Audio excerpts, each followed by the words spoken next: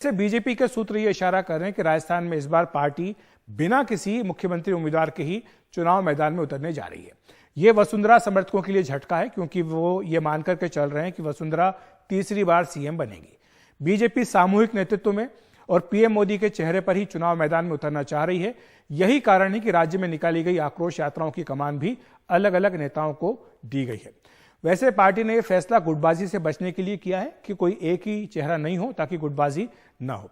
चुनाव के बाद अगर पार्टी जीतती है तो मुख्यमंत्री का फैसला किया जाएगा। सीएम के लिए पार्टी में कई दावेदार हैं और इसीलिए गुटबाजी जोरों पर है। कई दावेदारों जो हैं उनके बाद एक बार नजर डाल लेते हैं कि किस किस के ऊपर किस किस की इच्छा है वहां पर मुख्यमंत्री बनने की। वसुंधरा राजे 2 बार रह चुकी है, जाहिर सी बात है कि उनकी इच्छा होगी। ओम बिरला लोकसभा के अध्यक्ष हैं, कद्दावर नेता हैं, कोटा से सांसद हैं। गजन सिंह शेखावत केंद्रीय मंत्री हैं, ये भी जोधपुर से सांसद हैं।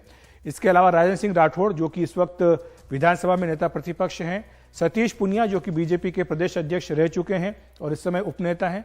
राज्यवर्धन सिंह राठौड़ जो केंद्र में मंत्री रह चुके हैं, इनका भी नाम इसके लिए लिया जा रहा है। और साथ ही सतीश पुनिया जिनका हमने जिक्र किया कि अभी उपनेता हैं।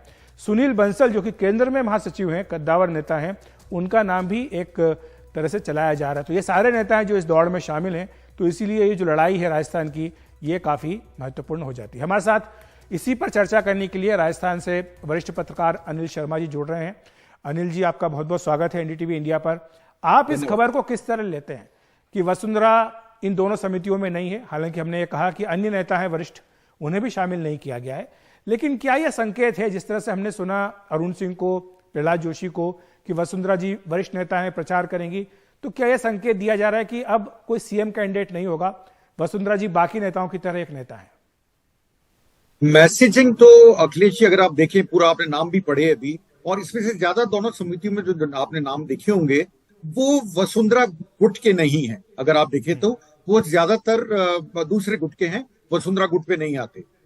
और वसुंधरा जी पे नजर इसलिए गई क्योंकि वसुंधरा जी का मानना अभी तक ये बीजेपी का, या ग्राउंड पे आप जहां ग्राउंड रियलिटी अगर राजस्थान की देखें तो लोगों को ये लगता है कि वसुंधरा सबसे पॉपुलर लीडर है। इसमें कोई शक भी नहीं है, क्योंकि वो स्टेट लेवल लीडर हैं बीजेपी की राजस्थान में। बाकी जितने भी नाम आज आए हैं कमेटीज में, ये कॉन्स्टिट्यूंसी के लीडर माने जाते हैं ज्यादातर, वो एक स्टेट लेवल लीडर मानी जाती है। क्यों नहीं है, ये सच्ची में अचंभित करता है। मतलब मेरे जैसे जो पॉलिटिक्स को करीब करीब 25 साल हो गए कवरेज करते हुए राजस्थान में, मुझको भी बड़ा अचंभा हुआ। हो सकता है अखिलेश जी कि इनको कैंपेन कमेटी चेयरमैन या कुछ ऐसी पोजीशन दी जाए, पर क्या वसुंधरा जी कैंपेन कमेटी चेयरमैन बनना पसंद करेंगी?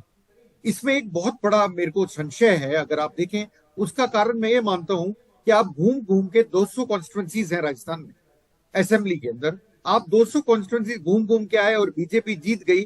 क्या गारंटी आपको सीएम बनाया जाएगा, नहीं बनाया जाएगा? क्या वसुंधरा जी इससे पहले ये नहीं चाहेंगे कि उनको ये एटलीस्ट अश्योरेंस दिया जाए कि हम आपको सीएम बनाएंगे, तब वो 200 जगह जाएं?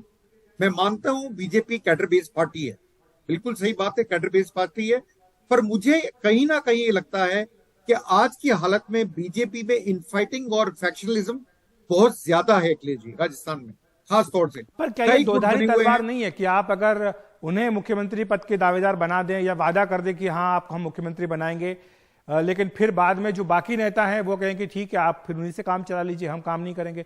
पंकज सोनी जी भी जुड़ गए हमारे साथ, वरिष्ठ पत्रकार। पंकज जी, स्वागत है आपका। यही प्रश्न आपसे कि क्या ये जोखिम नहीं है बीजेपी के लिए कि अगर हम किसी एक को सीएम बनाते हैं या उम्मीदवार घोषित करते हैं तो बाकियों से फिर हमें खतरा होगा भीतर घात का?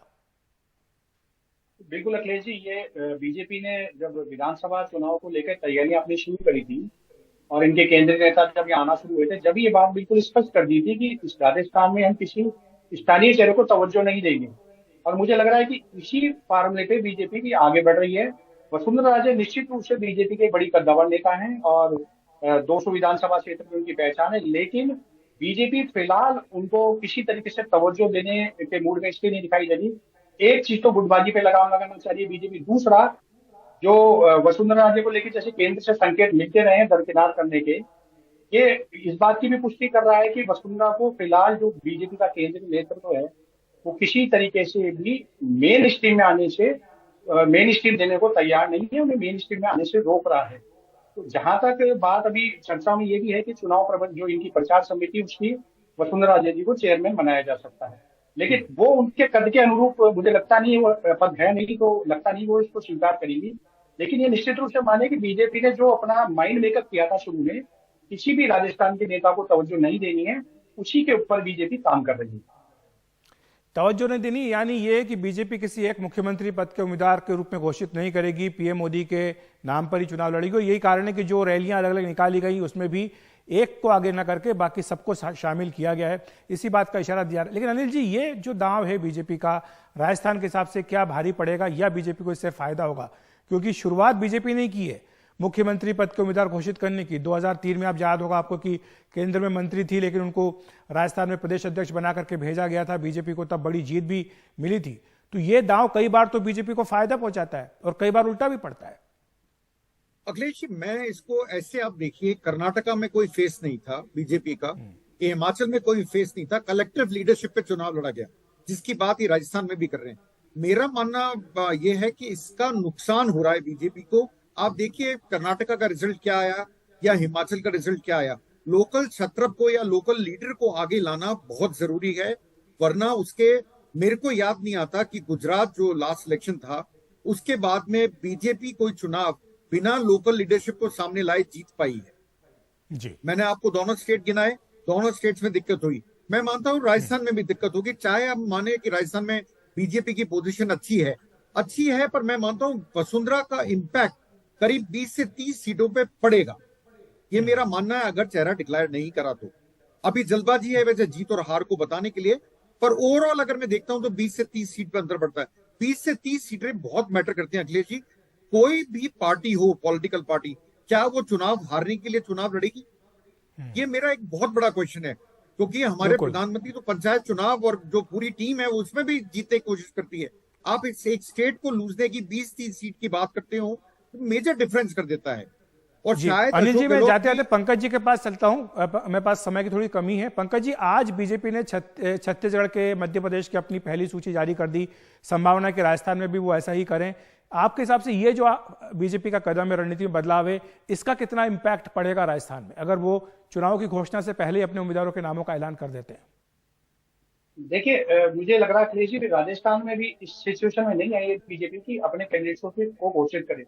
लेकिन अगर कैंडिडेट घोषित होते हैं तो ये मानिए कि निश्चित रूप से विपक्ष में बैठी पार्टी को उसका जो फायदा होना है वो होगा, कैंडिडेट्स को तैयारी करने का समय मिलेगा। लेकिन हाल फिलहाल की सिचुएशन में बीजेपी को भीतरी घाट की उम्मीद ज्यादा है, उसमें वसुंधरा जी फैक्टर भी काम कर रहा है। उसके अलावा जो बीजेपी का एक बहुत बड़ा ग्रुप जो पूरे राजस्थान में फैला पड़ा है, जिन्हें आप वसुंधरा जी समर्थक भी कह सकते हैं, या ये वो लोग हैं जो पिछली सरकार या 10 साल से बीजेपी पे काबिज थे, उनको पार्टी अभी मेन लाइन में नहीं लाई है।